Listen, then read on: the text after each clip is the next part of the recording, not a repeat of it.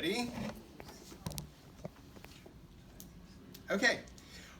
Well, welcome back, everyone, to our poetry open mic at Neat Coffee Bar, and sponsored by Neat Coffee and our owner, Wayne Scott, running for mayor. Go, Wayne. So, as we've decided, I would start each of these with an excerpt from Lex 4-5, because it was written mainly on the train, and the train is leaving the station, poetry train is leaving the station. But, of course, it was written whenever I had free time when I lived in New York. So this piece is actually written during my lunch break, and it's called The Playground. The cold weather broke temporarily. So Nonesuch, author, sat on one of the playground's park benches that straddles Soho and the West Village. Naked barbed wire tree limbs mesh overhead. Toddlers scale the cold metal jungle gym while dogs drag owners across the fallow diamond. Hardened, violent-edged high schoolers swarm the field, banishing dogs and their owners. There's almost too much stimuli for writing, but maybe this corporal just needs to be broken in, like a stiff, unworn catcher's mitt. Now toddlers wail incessantly, and there's no getting used to that. Sarah Valley is a perfect microcosm, with his breast-born infants, mothers, and black nannies scurrying after snotty toddlers in their fenced-off kitty corner, preteens hovering secretive around the diamond, while office drones like me and the elderly crowd the benches, chewing our deli sandwich meats. All that's missing are the pregnant and the dead, though I'm certain the latter lay underfoot somewhere. Asphalt washed in pink and blue stick-figured child scrawls reminds me of Klee and the creative famine since the 50s. Nonesuch's skin prickled at this thought.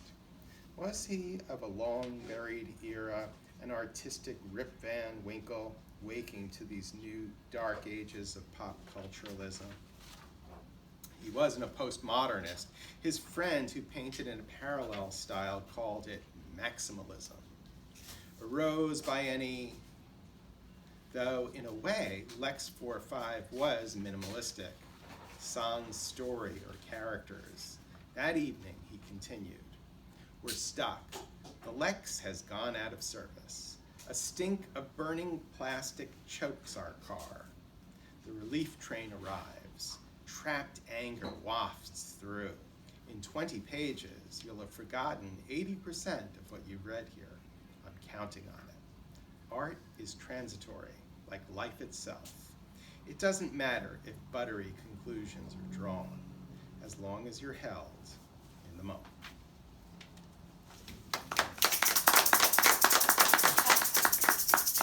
Okay, and as a follow-up, just like last time, I'm going to read a New York City poet named Stephen Byzantiner, and he wrote a poem called Ocular.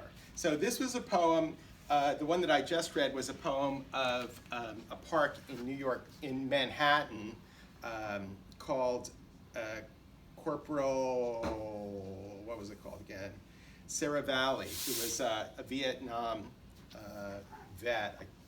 I don't know if he actually died in action, but the park was renamed after him in the 1970s, I believe, after the Vietnam War had ended.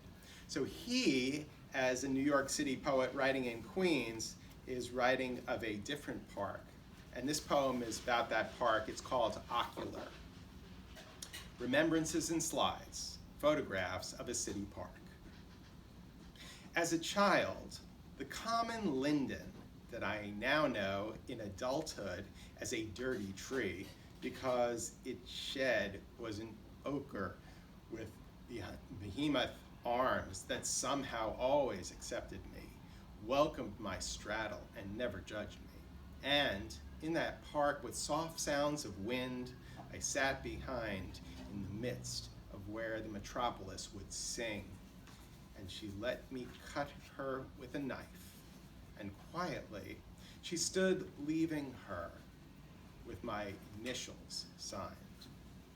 And the backdrop was skyline, the blacktop sun-baked, dirty sun-kissed, with the peels of the London plane tree, dandelion clocks amidst the shrub crop. The drop of oak leaf or helicopter maple seed, windblown and scattered in abstract, along the dirty bliss where the dogs would piss, and near it all, there was sweat underneath their shirts, brought about by a horseplay of antics, a sweaty apex, a flurry life in hijinks, a constant whir of fuss in a trick symphony spread to a court or field where sneakers pusted over cracks and patterns in sporadic lines over parched pavement, powered by athletic arts in teen movements, kid moments, and even babes among motherly hearts. And the girls kissing them was a wish, along the chain link or wrought iron fence, holes on steps, and we visioned them like ethnic crystalline added to a city grit, like tender dulcet, soft, comforting as the color blur of cooled mist, but with a fever and color of graffiti laid on walls that somehow delicately ricocheted off steel, off brick, and a concrete's breath that chiseled them like a crush, fashioned them in bubble gum pop.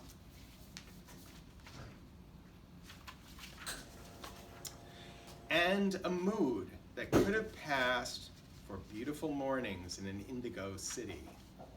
There on swings spirited in a soft dangle, budding their wings on a playground chapel. And in evenings, my nano would walk solo across the circular asphalt park path, then take a seat on the wooden bench, chipped park green, next to weeded out and neglected plants. And I knew, even back then, I thought what he would think, maybe a youth romance, maybe his motherland. There were even slides of me, of innocent days, where the cruelty and truth of life was hinted at and taught to me on a simple park ground, the carcass of a dead butterfly and the wondering of what it brought down, or the corpse of a sparrow bird, empty now, dim and dulling of its brown.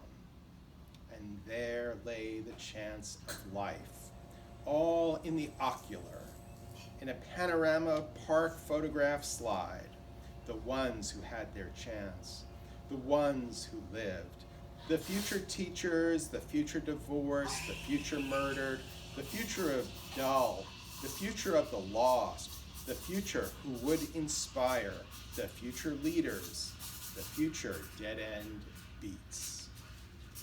So that was Stephen Byzantiner. Okay, we're open. Y'all don't be shy.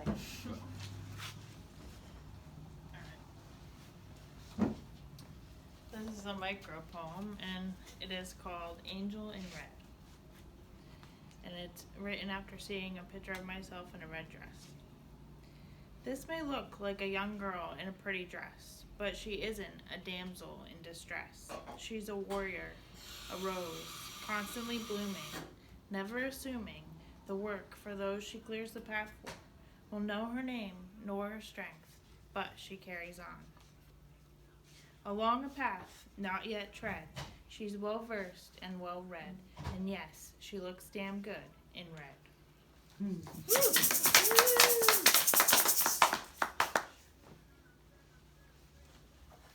Okay, who's next? If I may. Go ahead, Tom. Alrighty. I'm going to read a couple poems by one of my favorite poets, my daughter Mary. All right. Wayne wanted representation from other areas. This is from Tahlequah, Oklahoma. Thank you for being so accommodating. That's quite a muffin. I'm going to brag on my daughter for Thank you, Amir. she was one of the winners of the poetry contest in the state of Oklahoma for the Woody Guthrie. And there's an annual poetry at the Woody Guthrie Center. And this year, 2019, was to celebrate freedom of speech, poems of protest and resistance. This will get you elected, Wayne. Wayne has left the building. If we can't have free speech, what can we have? Yeah. This is called America the Beautiful. Hungry children laugh from the sidewalk lining the street, where an old lady flips off the cop who cut her off while weaving through traffic, in a hurry to buy a drug from the teenager, just trying to feel alive because his dad is drunk all the time and her mother is never home because she works all day and night clearing plates from the tables where men sit in Armani suits, where they make decisions to fire the man who has worked for 40 years, who will now collect welfare for the first time from an office full of people who hate working, next door to a clinic where a woman stands about to talk to a doctor who will influence her decision to take or give life to the growth inside her, who will take pictures on the beach where a girl in a wedding dress whose life was just beginning will be found dead by a man who, distraught, will buy a shotgun from a man who sits in a ruined house where buyers come all day and night to marvel at the children across the street who still know how to laugh.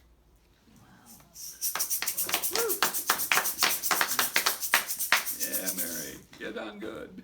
Yeah. Tell your daughter I said, wow. Another Oklahoma contest was from the Oklahoma Museum of Poetry, their summer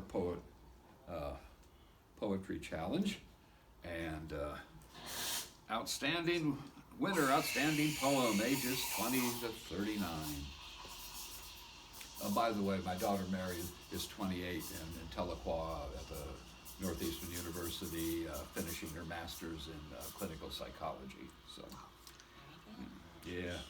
Where she got her brains must have been from her mother. So this is the poem of the 99%. Taking a walk with a big old stick, my brothers and the dying and the sick, nickel and dime the clenched jaw from Tulsa to Wichita. The corner cripple cries, homeless hungry till he dies. Criminal the aged inferiority of Darwin's superiority. Brush off the idle rich, ain't living life a bitch. Don't need no thoughts and prayers, no red-hatted affairs.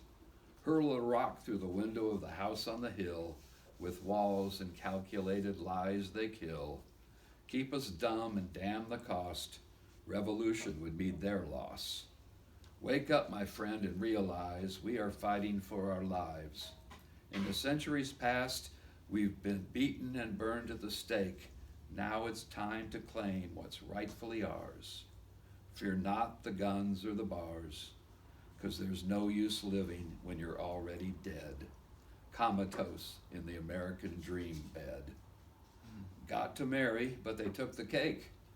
Have an abortion, but there's no appointment left to take. Go to school and learn a trade, and die before your loans are paid. Get a job, but only earn half, starved to make your paycheck last. Gilead is here and knocks at the door, 2020 or 1984. Help your neighbor because there is no savior. Protest marching can't persuade, no one's coming to your aid because they don't care. So instead, will you? All hail the red, white, and blue.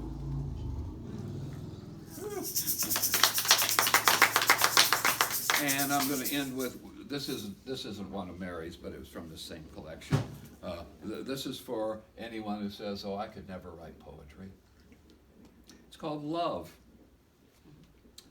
I love dogs. I love mommy. I love rocks. I love Uncle Tommy. I love sneezing in a tissue. I love eyeballs. I love climbing walls. And that's by Silas Jackson, age 5, Grove Oak, Oklahoma. Nice.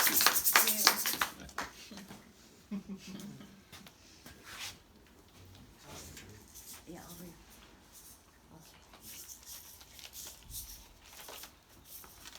Okay, I've got one from my sister from another mother, Bernadette Newton. It's called Loose the Arrows.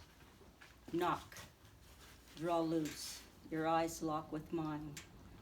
I am entranced, frozen still. The quill is mighty like your sword, but those eyes pierce through my beating chest with the ferocity of an arrow. Cupid's bow plants a kiss on each eyebrow. The straight hairs curl much like your mane. Hands deftly trace my curvature, swiftly maneuvering like fingers on a cello's strings.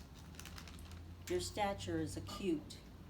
Our tectonic plates shift and clash. Magma spills up to my neck. Static shocks tickle nerve endings. My hair is on end with electricity, exchanged between two black bodies. Irradiating like the sun, as sure as the earth rotates, I am drawn to you. A figure on the horizon is bathed in moonlight. It is as stoic as the lighthouse beam. Neutron bomb, Bernadette Newton, Sydney, Australia. Sydney, Australia. And this one, I wrote this morning on the toilet.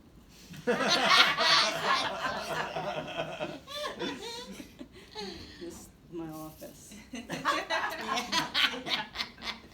It's called Shadowboxing with Myself. Shadowboxing with myself is projections from my past. It's no one's fault or anyone else. It's no fault of anyone else. Casting my wounds far and wide, expecting redemption from others, relates to bruised and battled pride. Boxing with my shadow self, stuck in trauma from my teens. I've been trying to heal for years, yet it keeps popping back up, it seems. How can I move forward? How can anything I attempt to do last if my mind and my emotions are constantly living in the past? I offer you my gratitude for mirroring back into my soul the shadow parts of myself, which always battles for control. So here I am, moving on again. Shadow self, once again, has cast its clouds upon my heart, forcing me to retreat for a time to reflect. Dark nights of the soul, and then the strong warrior that I am, I will stand 5'2" tall, with purity of mind and heart. I will once again move forward to make a brand new start. Learning from lessons at each and every step, until the end of days, when in acceptance for all that I am, giving thanks to the wonders, as I graciously offer myself back up unto the vast universe of life. Nicely done. Whew. It's like I had 2 bowel movements that morning. Well, thank you. TMI. Would anyone else Poetry care is to supposed to be share? real, but I didn't think it was supposed to be that transparent. I feel very out of my element. I don't think of myself as a poet. I feel more like I'm that 5-year-old. In fact, I bought this. It's a little poetry journal with prompts and stuff. Nice. And one of mine is in there. It's called Lost. What have I lost? I lost depression. How do you do that? A lot of people would love to know. Actually, I would love to know. I had it for over 50 years or more, and suddenly it was gone. My heart and mind were clear. And then I found something. Something worse than the depression, of course. My husband had Alzheimer's, a grueling, continually downward spiraling disease. And eventually I figured out why I lost my depression. God lifted it from me because he knew I could never handle both. Thank you, Lord.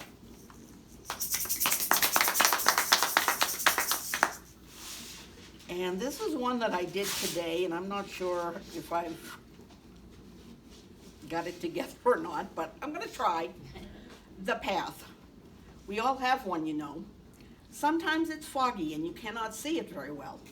You feel lost and confused. Sometimes it's downhill and you think this is going to be easy. But as you go forward, you pick up speed faster and faster until you run out of gas. Other times, it is straight and narrow and you feel squeezed out and pushed aside.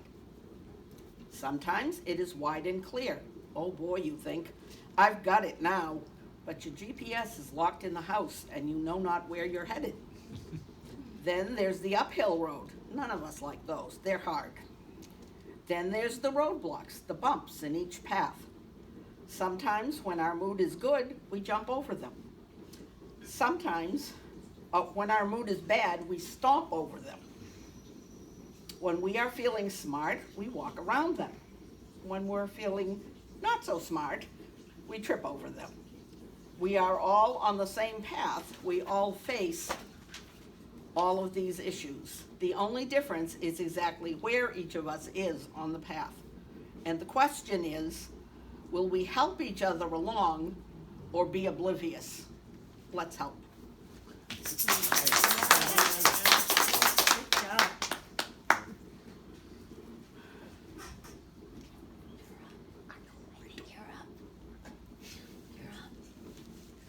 Quick, someone do a dance. Cody, Oh, Cody, no. Cody, Cody, Repeat it last Cody, week, all right. Cody, Cody. Hold on, let me find it real quick. Say my biggest enemy is lack of preparation.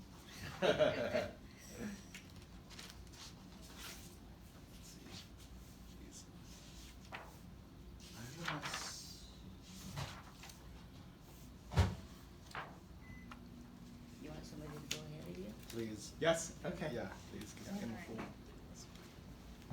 Besides, I gave it up to someone who's better. Alright, than this me. is not by me, but this is by June Johnson from Northeastern US, and this is, should I stop reading Camus and going down to the river to see my reflection? Please. I know I will be poet laureate, and I keep writing even if I am like Sisyphus, but unlike him, I'm never happy. Or maybe sometimes I am. It is just hard to tell. At least I'm not cliched, drinking espressos and smoking clove cigarettes with a smug look on my face. I am so damn original. Darling, only you can make me real like the velveteen rabbit. You hold my hand, smiling at me, feeding my soul with your kindness. But why do sweet words feel like unicorns? I tripped over them when I was a child. But still, I can be cruel as I want you to be the poet so I can get some sleep. I'm tired of seesaws and my eyes are blurry. But how can I do this to you? I apologize every day and you pretend not to know what I'm talking about as you make me a cup of tea. I can see myself in the cup and in your eyes. You have never heard of Narcissus. I have no choice but to be a poet. Free will is an inside joke. Philosophers have a mean streak too, so I write about suffering like when Marisol shoots an arrow. I wonder if Camus hated the sun. I do. Why would I write about those who hug each other and cry? I've been forced to see that ugly scene before in hospitals with no shoelaces and plastic mirrors. Hope is for the weak and stupid. The only good thing is that Plath was here. This must be a sign that I should kill myself. Wait, what am I thinking? This is for psychics and astrologists. I demand certainty, but isn't death certain? I know what questions to ask. Darling, I told you that poets like me are like hurricanes, but somehow you always manage to stay in the eye of the storm, marveling at the sky. I want to protect you from all the gods and metaphors, as you are the only rainbow that never had any strings attached to it. That was by June Johnson from Northeastern US. Nice. Nice, June. All right. Okay, Cody, Yeah. that one. Yeah. I didn't know if you needed that or. Yeah, I do. Okay. Say that's Well, I didn't know if that's what you're gonna read. No, that's Oh, okay. a list of possible names for my future book that I might never write. You want me to hold that one? Yeah.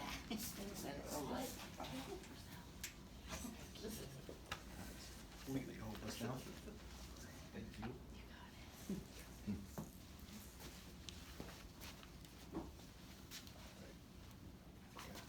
Nice. This one is called Mask. I wrote it back in 2012. Then again, most of my poetry was written back in high school, so angsty teenager.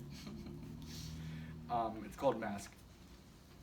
Day after day, there's nothing but time to pass. As you spend all the time to put on your mask. To put on your mask, to put on an act.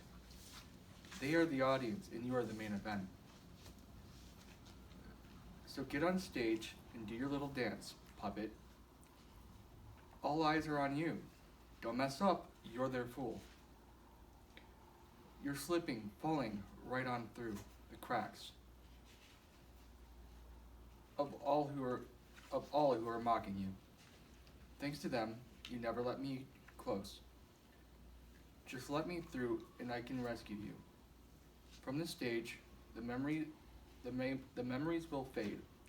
Let me inside and I'll show you why. There is no need to be afraid. Give me your hand and I'll help you stand. For you, I'll stay. Please take off your mask and throw it away.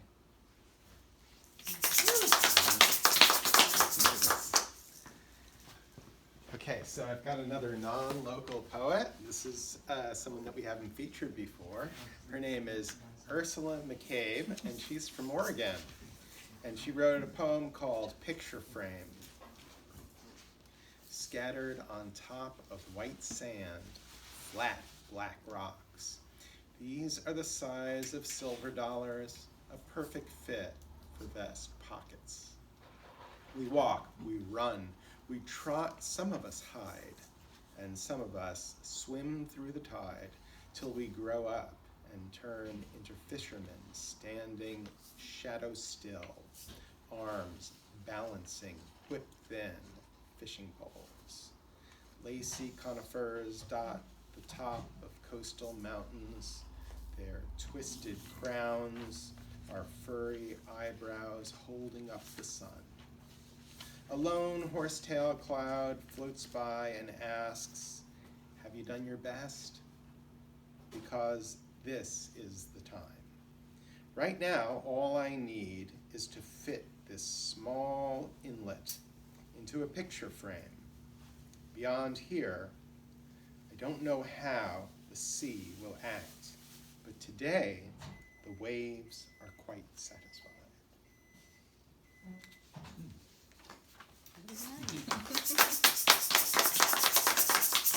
Okay, now this one is another poet we haven't featured before. This is by T. Mishael from Africa, and it's called Pluto. So we've got all the continents now. Australia, Europe was last week with Jim Bellamy from London, and now we've got T. Mishael from Africa. Awesome. And it's called Pluto Yoke. I'll write as asked, of ice indentations, hearts impressed on stained snowflakes, and then carry off a banner to commemorate you. We heard it from you first, how to be so in love with riptides, to tangle with tragedy on a frameless bed, begging to be devoured, to hold the fine dust chin up, and to let the film coat our round shoulders. Life is the juice from freshly squeezed ache. Yet, by minuscule margin, we always miss the mark of when to have our fill. We spoke to you with the baritone of living water, even if we are antidote raised warlocks from ruddy brown fields. But you say we deserve to be skinned, for it is a rite of passage to claw at the macabre throat of what we don't know. In your lens, the sky's skin is gray, oh so vividly gray, that it files off our soft-boiled vines and cuts off our creepers. Even if along that slender conduit is beginner's luck, 'tis a realm unkind with canines polished like gleaming blades. Inside it, the image of us crawling is so well defined between picture-perfect abstraction and utter despair. Still at some minutes past the future, we'll write another chapter of downsized redemption, where everything's replaced and where we've fixed an archway to the grave of a desperate yet flippant past as a sepulcher for our release. It is for the loud echoes of these empty elegies that we ruin our souls in the cruelest of ways, that we grow thistles in an alley of bones. What could we have done better than this? Nothing. Not a single thing. Whoa. Okay, and the last of our non-local poets for the night, as far as I know, is Laurent Ivan Gurewitch from Buffalo, New York. And he wrote a poem called Ashes of Long Ago. I swim in a sea of ashes of long ago, choking on the memory of familial bones, ghosting paths of the ancestral home I was wrenched from, cut, excised brutally from our tribal body without remorse or thought. I swim in a sea of ashes of long ago, staring with a sightless gaze, swinging by a cordless noose from cottonwoods, punished for pride, a desire for respect that pushed the patience of these devils who call themselves men. I swim in a sea of ashes of long ago, singular clouds flying in a once familiar sky, raining implausibly onto the mud, covering my body's dust, watering me as if I could grow again.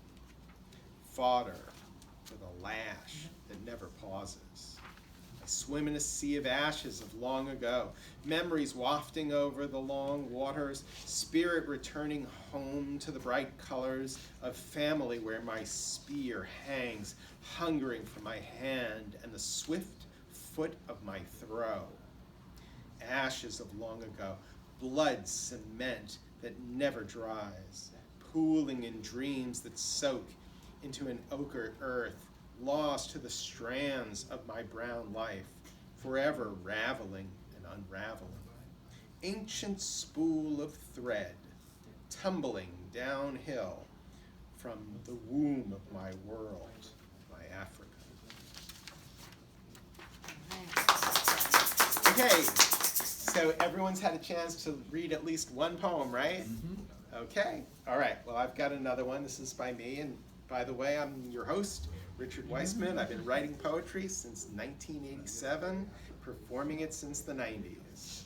And this one is from a book of prose poetry that I wrote in 1994, and this was the close of that book.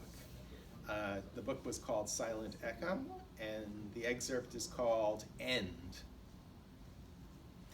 And in that final portrayal, the eye illuminated throughout manifested and unmanifested universe, psychic, physical, astral, etheric, and the pathwalker, which we each assume, now stands ready in Taoistic cloak, birthing the next generation of manifestation, seeding her own destruction, and behind him all of his works, all of those works of a life grasping towards ascension and beyond.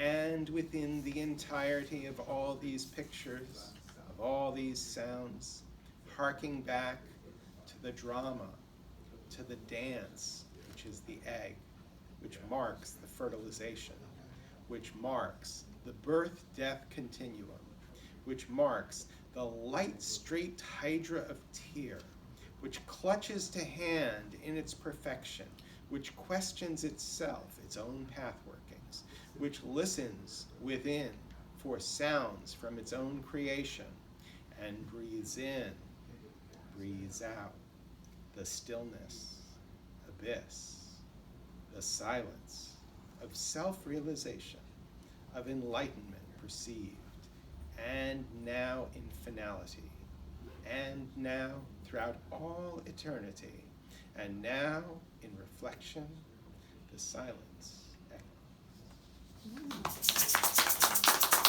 Okay, Chelsea?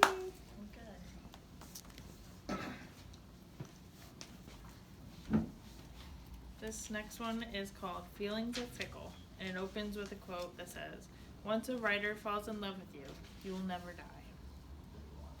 Sometimes I think about you. That's a lie. I always think about you, and the way I looked in your eyes, like a supernova, like a celebrity, like I was incredibly rare. If a heart loves you, won't they always love you? You looked at me like that because deep inside, I know you cared. I must just be grateful for what we shared, because for me, it was the closest thing to fame and fortune I may ever get. Are we going in order, I guess? Go ahead, Tom. This one's called, this is one I know, Wasted Time. This is an ADD poem for short attention spans. Never waste time arguing about who's right. Experience shows it's not you.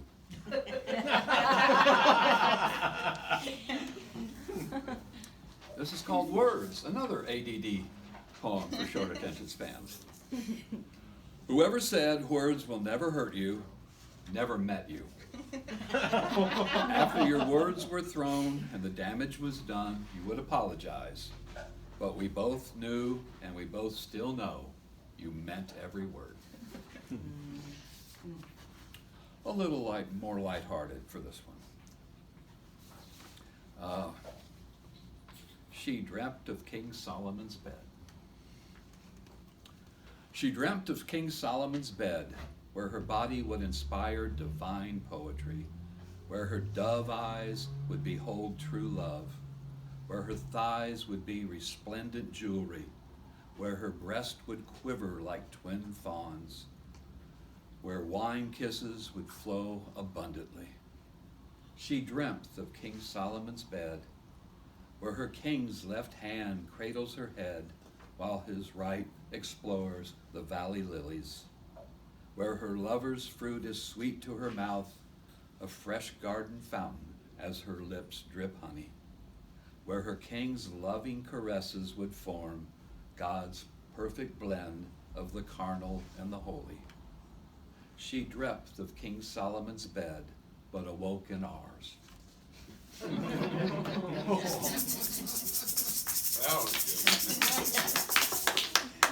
And my last one here, it's a ripoff of Loudon Wainwright. Basically took his premise and ran with it for poetry. Yeah, Loudon Wainwright, yeah, okay. It's called A Poem with Nothing to Say. This is a poem with nothing to say, no reason to exist, but I wrote it anyway. Bored at my desk on a Saturday night, I opened my laptop and started to write 6 lines, A, B, B, C, C, a simpler rhyming scheme there could not be.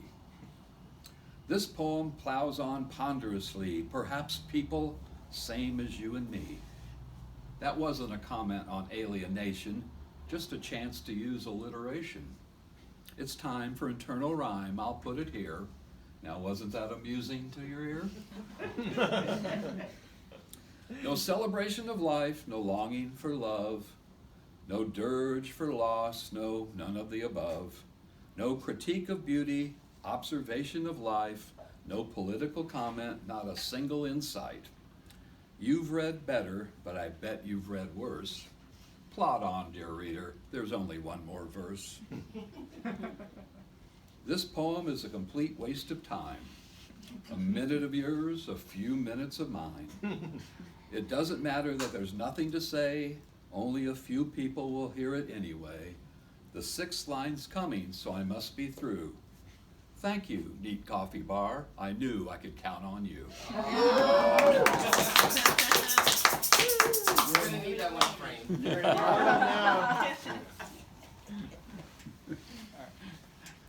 Don't worry, you guys don't have to yell at me this time. I actually have my place.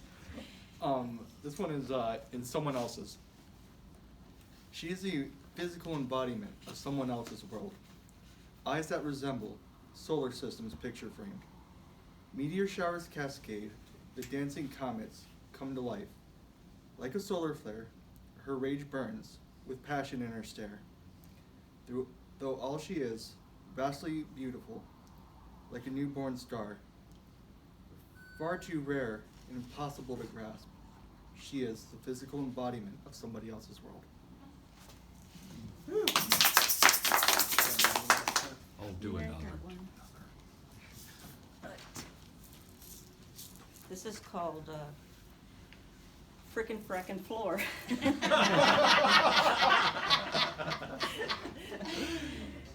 What am I doing here, sitting on the floor, a foundation for your stage, feeling worthy of nothing, least of all my rage? Smiling through pain, words fall upon deafened ears. Hearts connected now, corrode to pointless tears. Will you die for love, giving it all you got? Stagnation of the spirit, within your core you start to rot. When setting healthy boundaries, it's vital to set more than one or two. Invasions of your sacred space, whatever can you do? What's good enough for them is way too good for you. So my feet are dead and tingling, my ass is bruised and sore, yet here I am, still sitting at your feet upon this frickin' frackin' floor.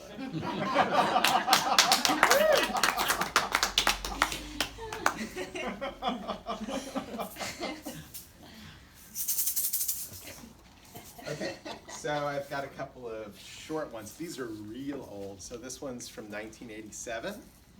It's called Song for a Child.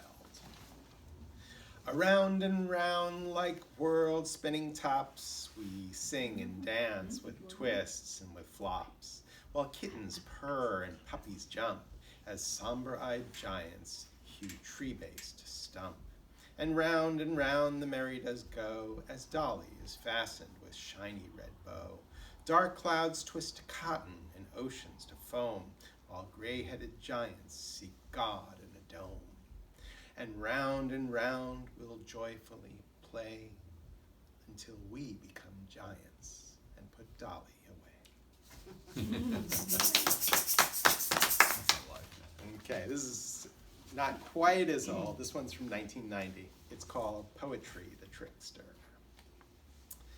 Poetry has tricked me 'gainst dying, held out its pocket of obsolete rhymes, willed them 'gainst logic of dreaming, whispering hope for tomorrow's bright lines.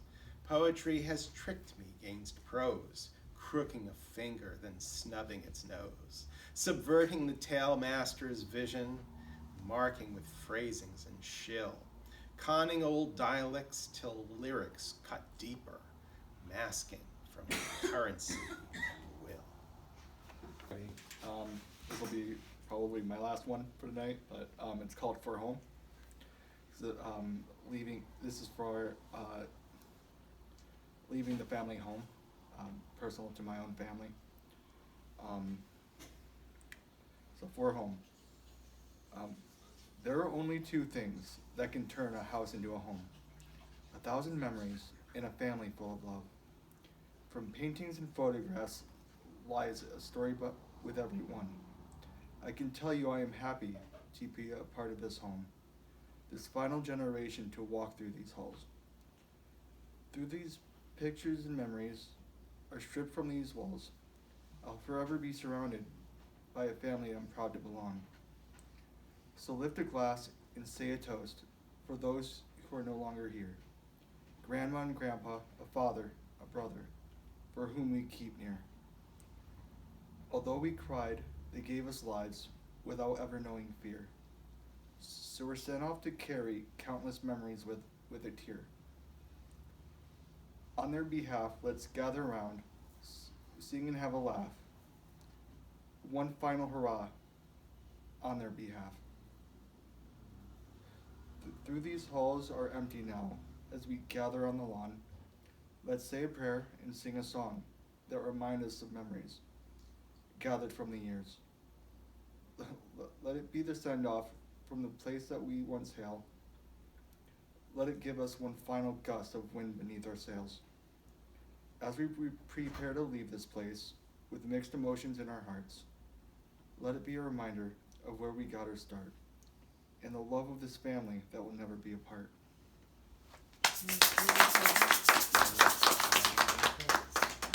Yeah, I got one.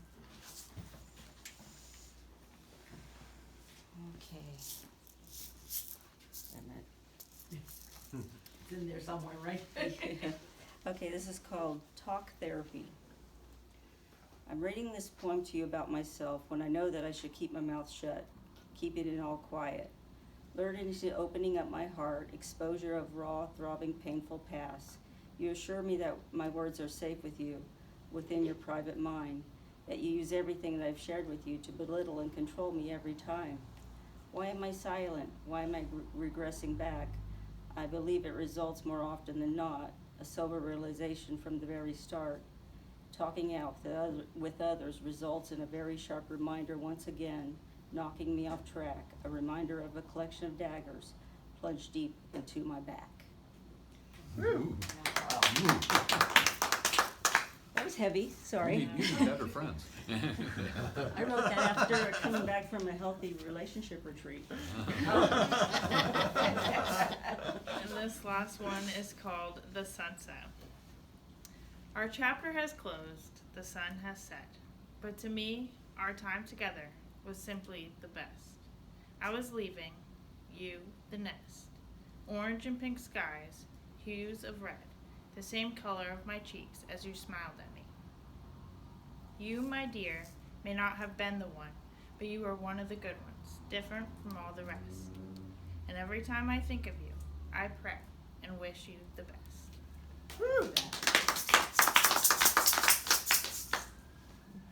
Since we're doing love poems. February's just around the corner. That's right. Well, Oh my God, we get a lot of mushy stuff. Yeah. well, Garbage. here's how old this poem is. We're not Anybody just a remember bunch the of show whiners, so. My Name is Earl? Oh, I do remember that. Yes. Okay, this was written during that time. This is for Michelle. This is called Why Me? Lying on our couch, watching our TV, snuggling together, you nestled next to me, laughing as we watched My Name is Earl. I still can't believe that you are my girl. Is it a God, or is it random fate, or karma that declared that you should be my mate? Whatever the reason, I don't really care. I just thank the universe that you are lying here. I'm thankful for your laughter, the sparkle in your eyes. Thankful for your graceful hand resting on my thigh. Thankful for your fearlessness. Thankful for your daring. Thankful for your wit and grateful for your caring. Thankful for my erection when I watch you dance. And thankful for the way you look in those leather pants. Thankful for your beauty, how you've become my muse. I'm even starting to like your ugly ass tattoos. Thankful for the nights in your warm embrace, the fire of your body, the glow upon your face.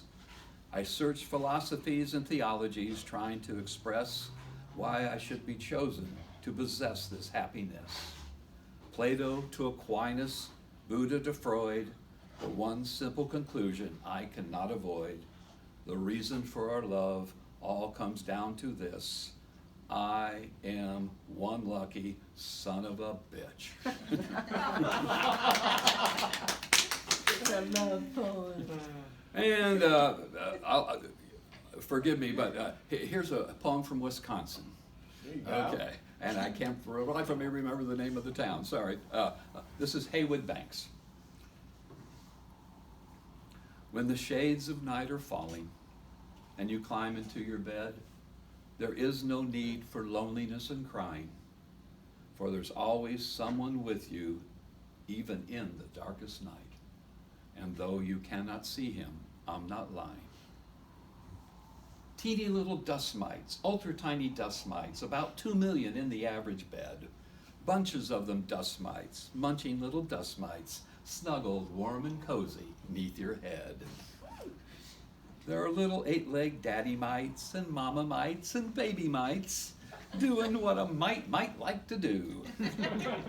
You can wash the sheets or spray the mat or beat the bed with a baseball bat, but they're still there no matter what you do. Those teeny tiny dust mites, those creepy crawly dust mites, about 2 million in the average bed. Bunches of them dust mites, munching little dust mites, snuggled warm and cozy neath your head. Now each and every human being is shedding flakes of skin. About 10,000 drift each minute by. And those dust mites smack their bony lips and eat that skin like taco chips.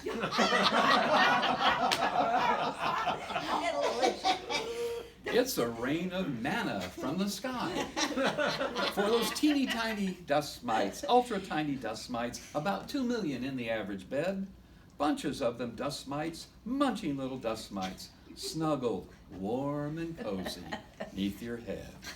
Sleep well tonight, everybody. Haywood Banks. Let's see. Oh, you got me all itchy now. All right, so I heard a little love poem there. So we are getting close to Valentine's Day, so I got one. It's called Valentine's Sainted Halo. His golden halo oft shaded our bitter cold past.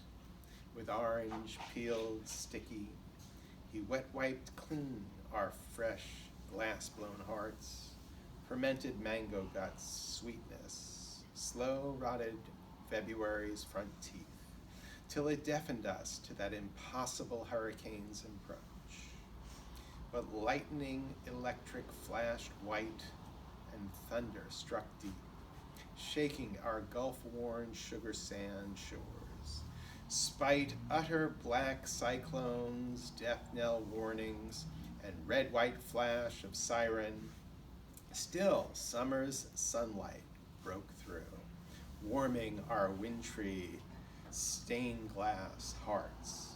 Yes, white friar sainted Val resurrected his frozen dead lovers. All that is 2 years past now. 2 years, long years of sand, storm, and ever more sun, deep draining thin-stemmed hourglasses. 2 years, till now again love's own day approaches. Sans old bitter chocolate-stained mess, as we rent suited rags with prayers to St. Valentine for love's labor near to be lost midst looming hurricane seasons once again.